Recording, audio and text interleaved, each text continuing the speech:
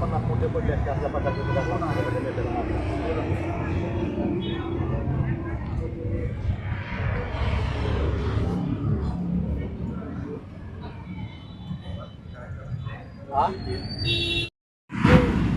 मला भरपूर पाठिंबा मिळाले. सगळ्यांनी रजिस्टर भरत आले. भरपूर आणखी ही करत आले. ते भरपूर लोकांची इच्छा आहे मी करावं म्हणून. आज आपण धाराशिव जिल्हाधिकारी कार्यालयासमोर आमरण उपोषणासाठी बसलात. नेमकं कशासाठी आपण उपोषणासाठी बसलात?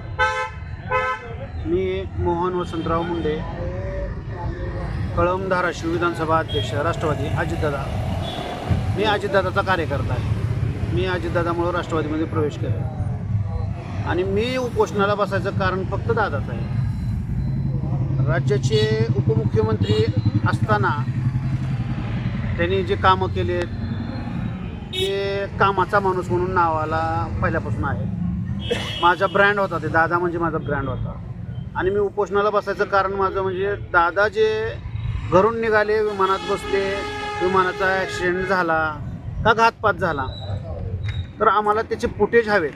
कारण आज 1.5 महिना झालं दादा हे उपमुख्यमंत्री आहेत, आमच्या धाराशिवचे जावाई आहेत. त्याच्या अनुषंगानं मी जास्त आक्रमक आज झालो का तर मी 1.5 महिना झालं बघायला लागलो की दादासाठी रोहित पवार झालं, परत नंतर आमचे मिटकरी साहेब झालं. त्यांनी अक्षरशः जीवाचं रान केलं आहे की आम्हाला फुटेज द्या, आमचा गुन्हा दाखल करून घ्या. अहो हे अजून काही करायला तयार नाही.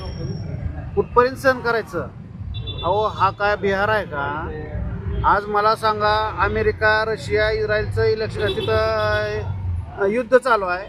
तिथले आभाळातले फुटेज मिळतात, तिथं समुद्रातले तिथले खालचे फुटेज मिळायला लागले. ते आता तुम्ही घरापासून, अहो साधा माणूस नाही हा.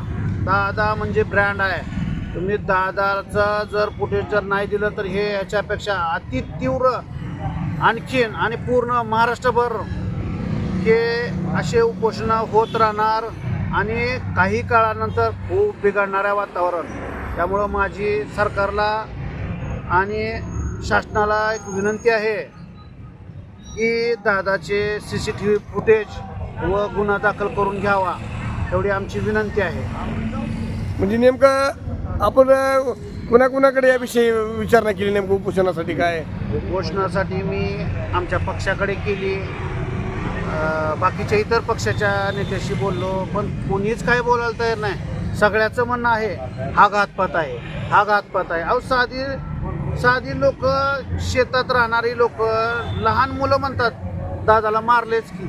अहो तिथं सांगतात 5 जण गेले, 6 जण गेले. आता काय जण म्हणतात 3च मृतदेह सापडले, बाकीचे मृतदेह कुठं आहेत?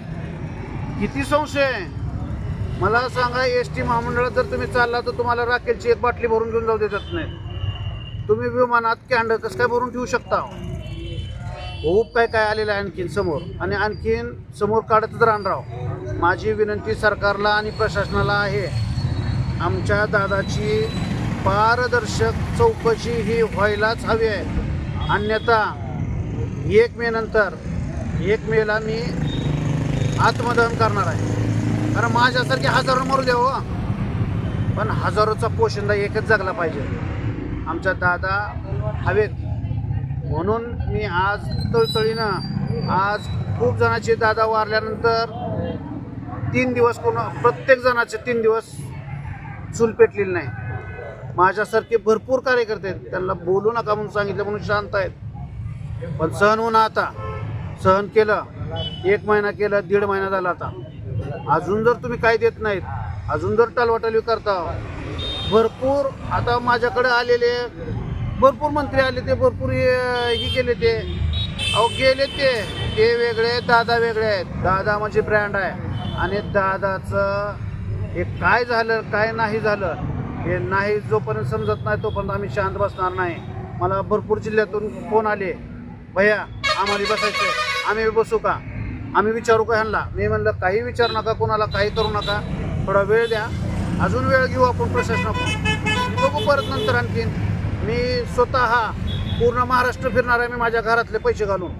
आणि प्रत्येकाला ह्याच्यात अजून काय करता येईल तीव्र ह्याच्यासाठी मी माझ्या जीवाचं बरं वाट होणार आहे ही मला माहिती आहे. पण मी माझ्या घरी सांगून आलेलो आहे माझं बरं जर वाईट काय झालं तर तू काय टेन्शन घेऊ नको म्हणून. आणि माझी एकच अजून प्रशासनाला विनंती आहे की माझा लवकरात लवकर ही पारदर्शक चौकशी व्हावी.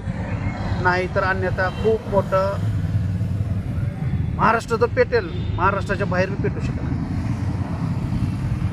जय मा